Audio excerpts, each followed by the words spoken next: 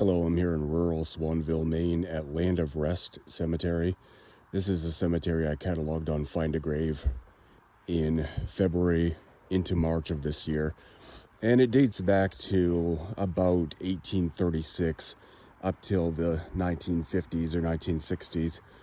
A lot of the old style of headstones here, as well as some of the more modern ones. So it's an interesting mix. And a lot of them are fallen over because they're just so old.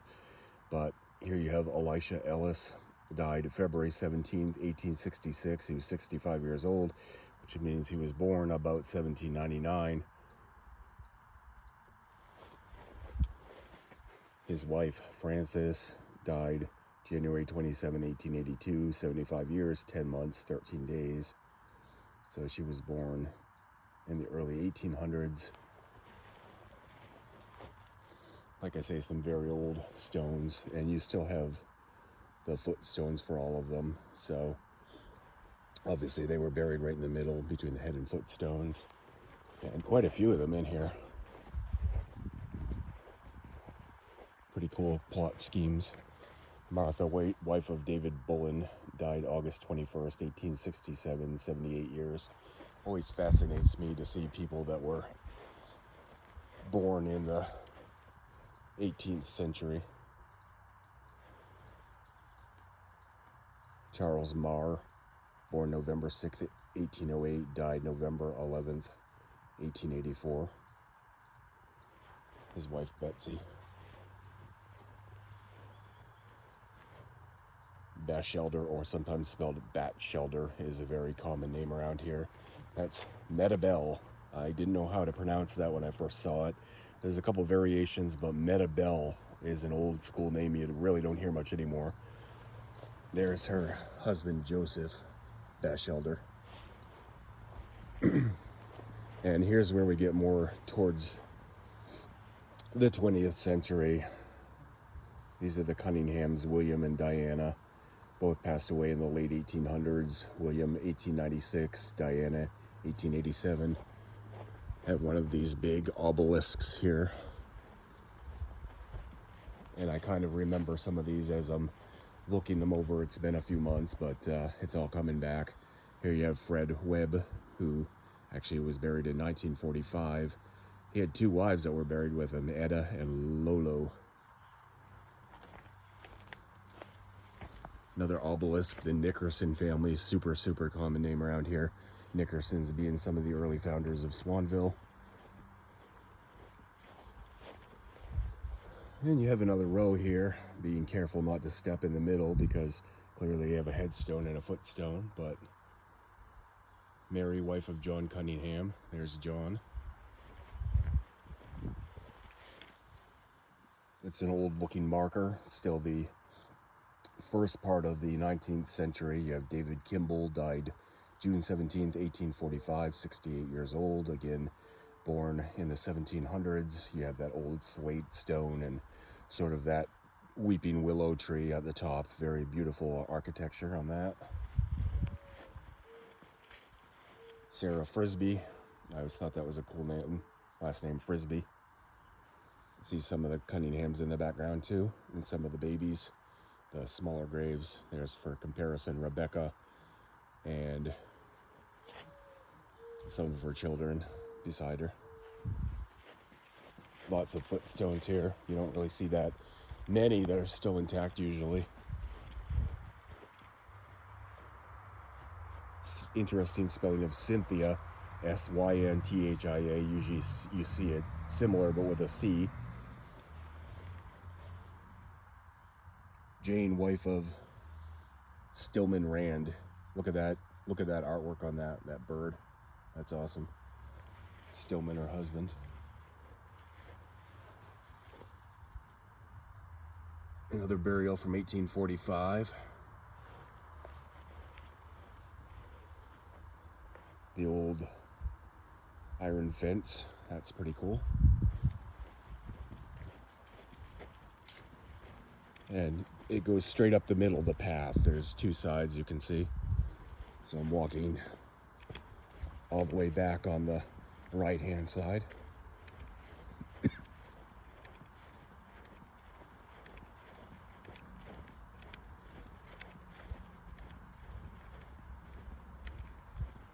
They really maximized every inch of ground that they could.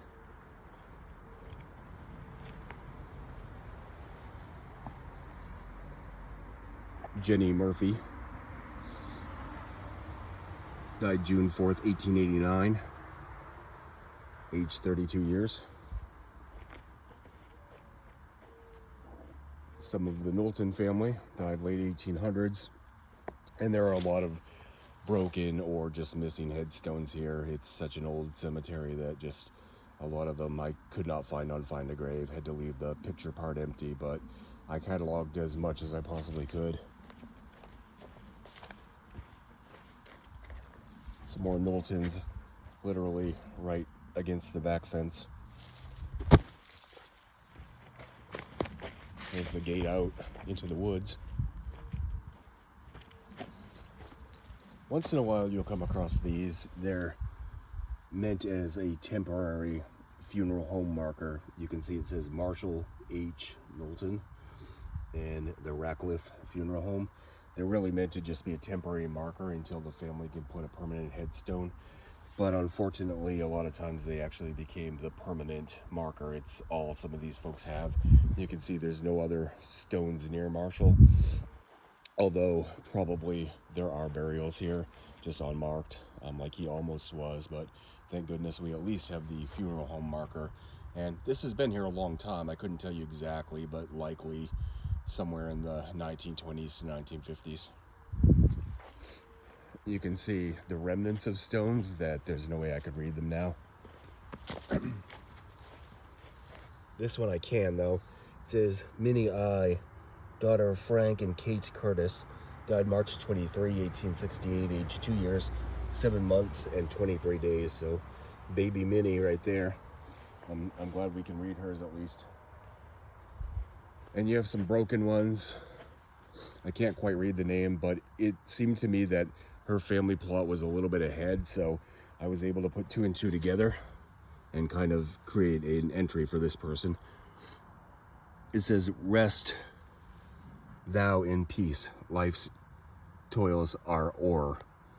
O apostrophe ER, the old school spelling of over, or. You get some other ones through here. They're all the sort of late 1800s style. This is Gusta, wife of Otis Patterson. She died April 23rd, 1878, 29 years, 7 months, 23 days. That's her son, Edward. There's another temporary funeral home marker, Edward Patterson, 1871 to 1900.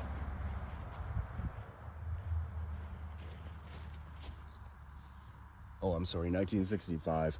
You had to get really down to read that. So this is a great example because that's the temporary funeral home marker, and this is the headstone the family later actually put in.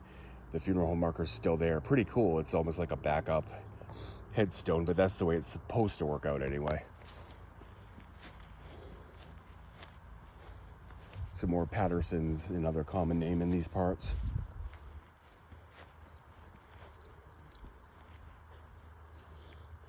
Late 1800s burials.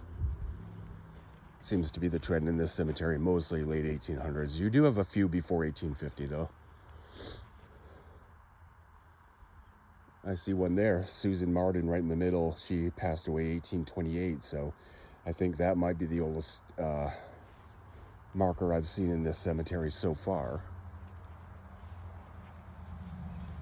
Another large obelisk right here. The classic chalice on the top.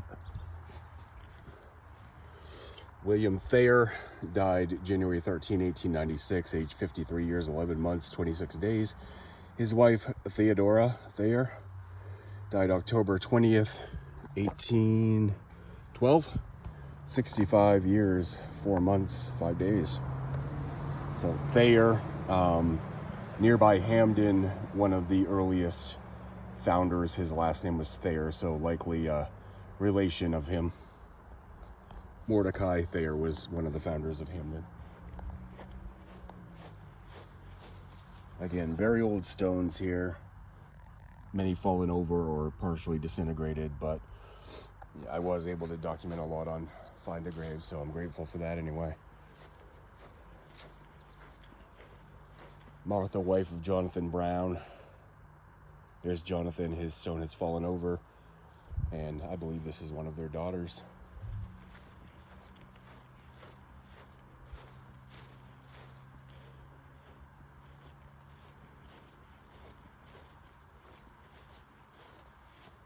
Captain Eben Cunningham died 1840, age 58 years. That's his wife's stone, of course, in rough shape, fallen over, broken. I believe that's one of their daughters too. Love these old names, Enoch and his wife.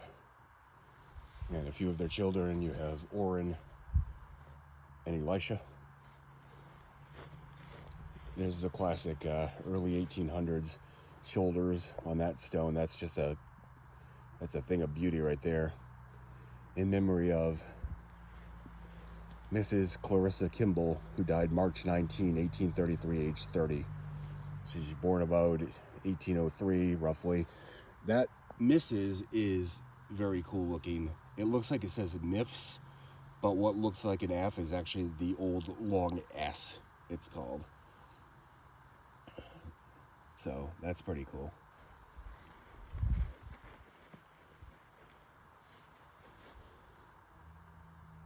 $1843, a couple of late 1800s ones there. More footstones that you see.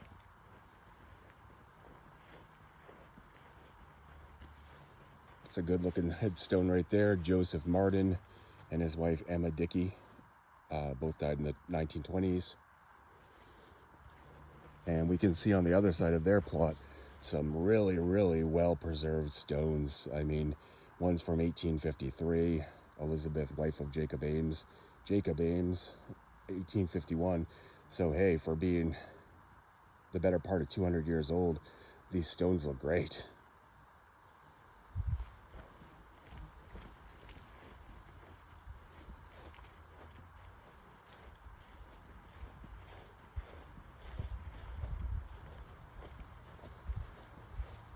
Some more old school looking stones there. You have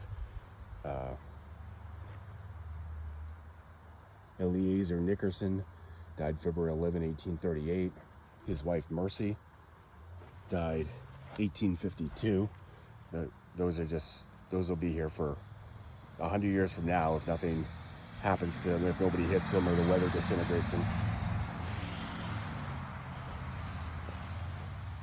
M.F. Curtis, that is definitely a Civil War stone, Company F.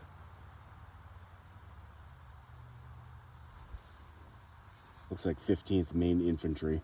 So, thank you for your service, sir.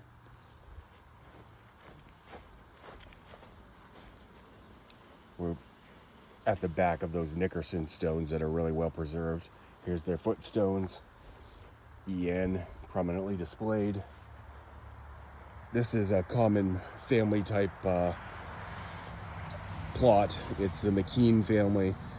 You'd have the big family stone there with their names individually on it, and then you would have the separate plot. So like right in front of this stone would be buried the actual individual, and you have 4 of those from the McKean family here. I really like that style. Mr. Benjamin Batchelder.